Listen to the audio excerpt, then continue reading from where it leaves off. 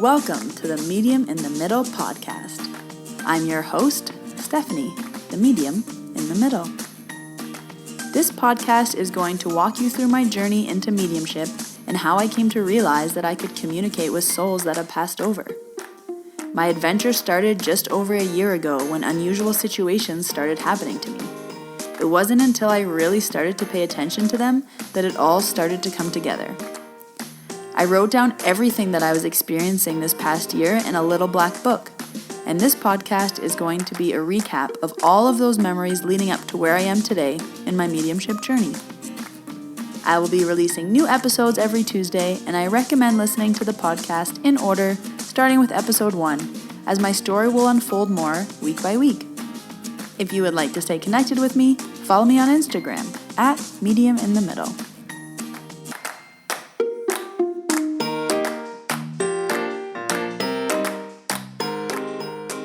Hello everyone, and welcome to episode 26.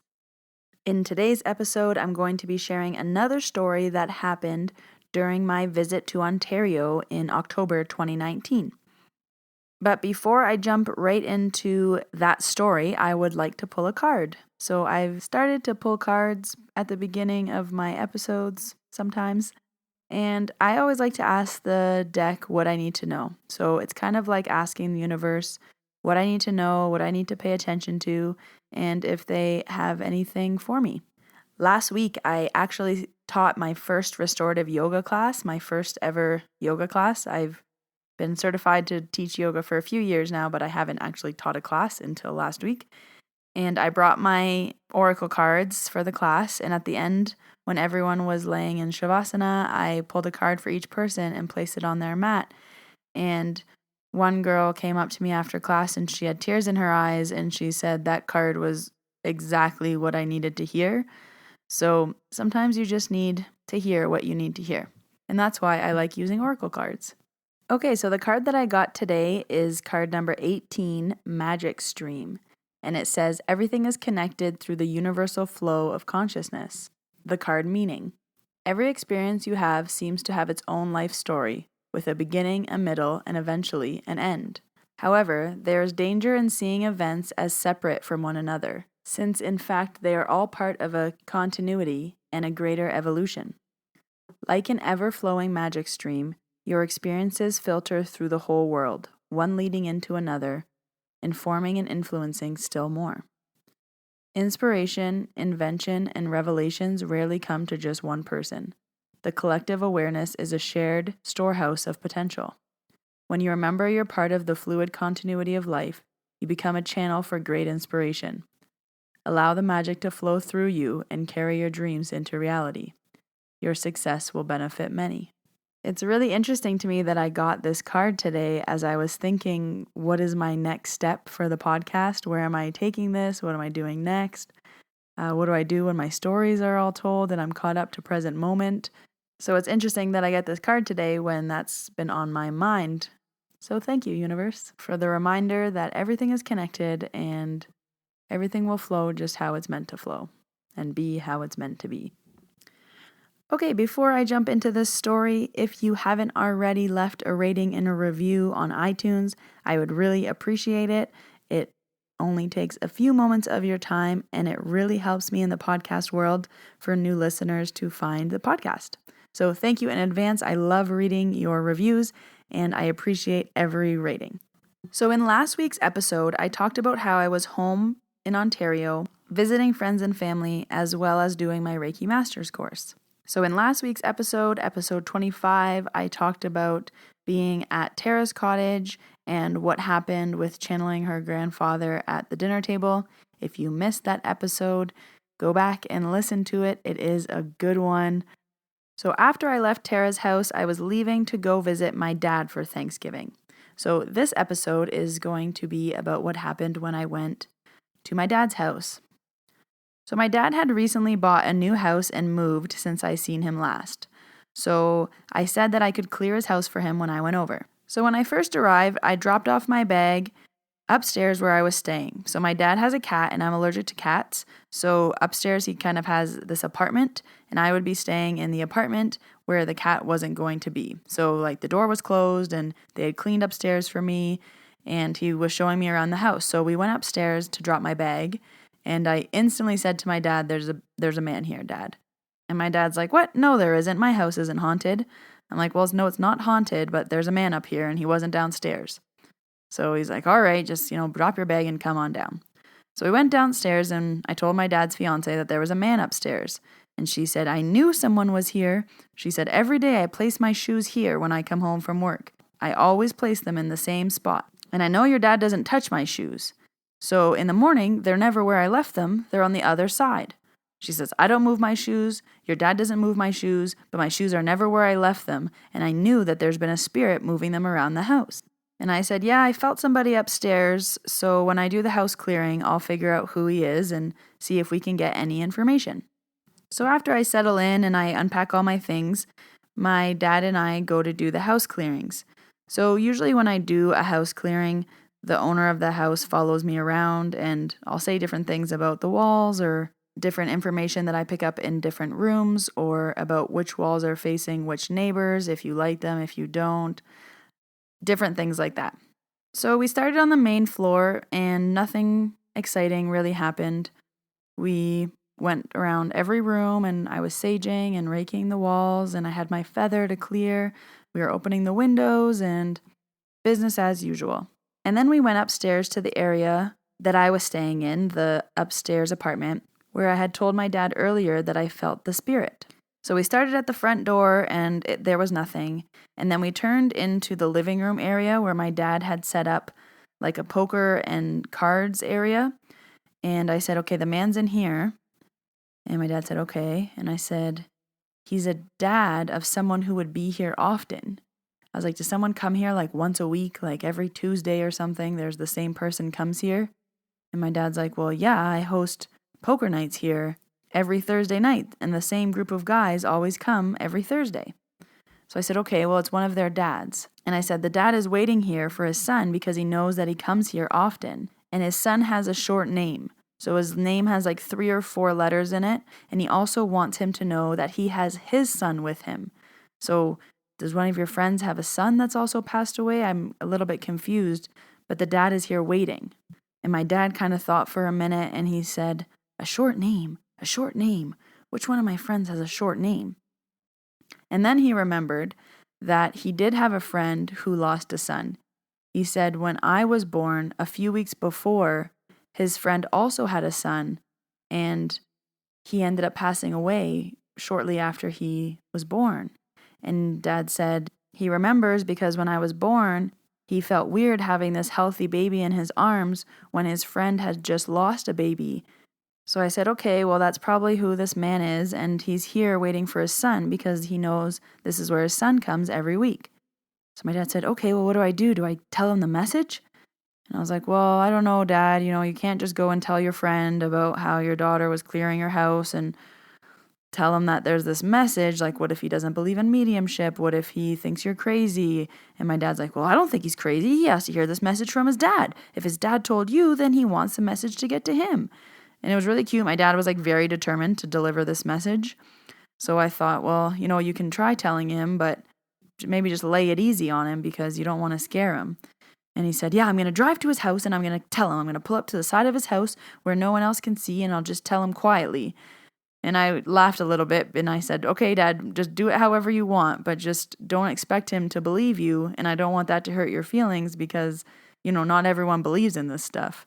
And my dad's like, well, he should believe in this because why would you make that up? Why would his dad be here waiting for him if he didn't want him to know this message? Well, he has to know it and I'm going to tell him whether he believes it or not. So I said, okay, Dad, it's your friend. You can do whatever you want. So we continued to clear the house, and upstairs and in his basement, I stopped at a few furniture pieces and I kind of would give him this weird look. And there was a few in particular I would say, this isn't yours, is it? And for every piece of furniture that I stopped at, it was either a piece of furniture that came with the home, a piece of furniture my dad got from a garage sale, or something that he just found and put up in his home. And I kept stopping at these objects and looking at him, and eventually he was just like, yeah, that's not mine. And I would laugh and clear the item. And I just explained to him that when things aren't yours, or when they were in someone else's home, or when you get them from a garage sale, they're carrying other people's energies. So when you bring them into your home, you're just adding more energies into your home that you can tell are not yours. So that's how I could tell that all these items were from a garage sale or were just left from the previous owners. So I'm not going to lie, when I first put my bag down upstairs, I was a little creeped out because there definitely felt like there was a presence in that upstairs apartment.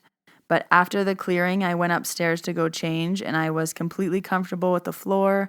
I felt that the spirit had left because he had delivered his message, and it just felt like a brand new, fresh home with fresh, clear energy. So I came running down the stairs, and I said, okay, he's gone upstairs. I can sleep up there. Everything will be fine. I feel good. So later on that evening, my cousins came over and some of my aunts and uncles, and we were all talking about how I did a clearing for Dad's house and how there was a man upstairs for one of his friends with a short name. And my cousin was telling me how she would love to connect with our grandma who had passed away. And she said, if grandma ever has anything to tell me, like, make sure you tell me because I would love to connect with grandma. Like, why hasn't she come through with a message for me? And I kind of said, okay, cuz I'll try, but it's harder for me to do people that I also know, like my own grandparents. But if you maybe ask her a question in your mind, it'll give her something to tell me, so then she'll have something to say. And my cousin's like, what do you mean? And I said, well, like, think of a question in your mind that you'd want to ask grandma, and then if she wants to answer it, she'll tell me the answer, and then I'll have something to tell you from grandma. And she said, okay, but do I tell you what my question is? And I was like, no. Keep the question in your head, but just think of something that you would want grandma to answer. And if she has something to say, she'll answer the question. And she said, okay. So it was a few hours later, and my cousin asked me if I could Reiki her knees. So she said that her knees really were bothering her, and she just thought maybe Reiki could help. So I said, absolutely, let's go inside, away from everybody else, and I'll Reiki your knees. So we went inside, and we're sitting at the dining room table. She is sitting on one chair, and I am sitting on another in front of her with my hands on her knees. And I am trying to Reiki her, but I'm getting very distracted with grandma. And she's just telling me that my cousin wants to know if she should have kids or not. And I was thinking, is that the question that she asked grandma? And grandma kept kind of being like, she wants to know whether or not she should have kids. She wants to know my opinion. And I thought, I don't think so. Like, I think I would know if she wanted to ask grandma that. We hadn't talked about her having kids. We haven't really had any conversations about it. I didn't really feel comfortable bringing it up out of nowhere. But grandma was really persistent that that was her question. So I had my two hands on her knees and my head was down. And then I looked up at my cousin and I said, did you want to ask grandma if you should have kids or not? And instantly she got tears in her eyes and she starts shaking her head and she said, yes, that was my question. She said, I wish she was here so that I could talk to her. So grandma began to answer the question in the most grandma way she could. So she said that she couldn't say yes or no. She couldn't tell her to have kids or not have kids because she can see her life both ways. She said you can never tell someone the answer, but there is no right or wrong way. No better or worse, there's just different. She said your life will be different. And she also told my cousin that she supports any option that she chooses to do, but she just wants her to do what is best for her. So she kind of went on and elaborated a bit more. But at the end, I kind of said to my cousin, I'm sorry grandma didn't really answer the question, but I don't really think she could answer the question. And my cousin said, yeah, I know, she would say that if she was here.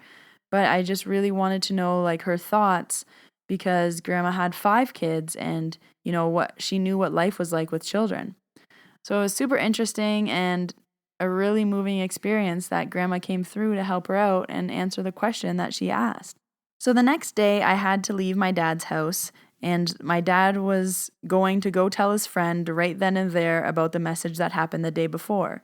So I said, okay, text me with what happens. I want to know how this guy reacts. And he said, all right, I'll text you. And he was on a mission. When I pulled out of the driveway to go and leave, my dad also was getting into his car to pull out and leave, to drive to his friend's house, to pull up to the side door, to tell him about what happened the day before.